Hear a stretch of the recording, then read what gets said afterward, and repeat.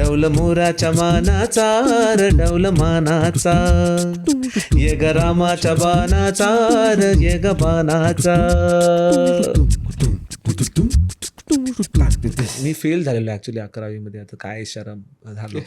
तर ज्या गोष्टी मला येतात चांगल्या त्या गोष्टी अजून चांगल्या करण्याचा प्रयत्न, आणि ज्या गोष्टी नाही येत त्या गोष्टी थोड्या बहुत तरी कशा येतील ह्यासाठी चालू असणारे प्रयत्न, असे 2 गोष्टी चालू असतात. कितना सुहाना सा ये अपना सफर है आपकी.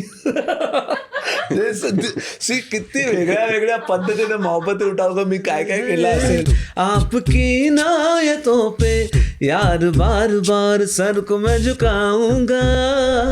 दॅट वॉज द माइंडसेट की यार तू फेल झाला, तू अभ्यास नाही करत आहे किंवा ही नाही केलं तर तुझं आयुष्य काहीच नाही होणार पुढे.